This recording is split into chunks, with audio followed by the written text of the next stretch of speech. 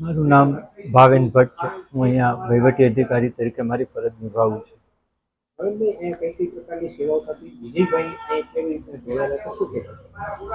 ઉજિત રૂપાણી ટ્રસ્ટની સ્થાપના જ સાહેબ અને બહેનના સન ઉજિતના દુઃખદ નિધન બાદ અકસ્માતે જે એમનું મૃત્યુ થયેલ ઉજિતનું, એમની યાદમાં ઉજિત રૂપાણી ટ્રસ્ટની સ્થાપના કરવામાં આવે. ઉજિત રૂપાણી ટ્રસ્ટની સ્થાપનાનું મુખ્ય ઉદ્દેશ જ બાળકોનો વિકાસ અને સ્ત્રી સશક્તિકરણ, શૈક્ષણિક પ્રકલ્પ અને આરોગ્ય સુવિધાઓ લોકો સુધી કેમ વધુમાં વધુ પહોંચી શકે એવો રહ્યો છે અને અમારા દરેક પ્રકલ્પ એ જ દિશામાં કાર્યરત છે. કેટલા વર્ષોથી ટ્રસ્ટ આવે? ટ્રસ્ટની સ્થાપના 1994માંથી થઈ છે. 1994ના રોજ ટ્રસ્ટની સ્થાપના થઈ, ત્યારથી આ સેવાકીય પ્રકલ્પોની શરૂઆત થઈ છે. વિજયભાઈ અહીં ક્યારે ક્યારે આવતા, કઈ રીતના મદદરૂપ થતા, શું કહેશો?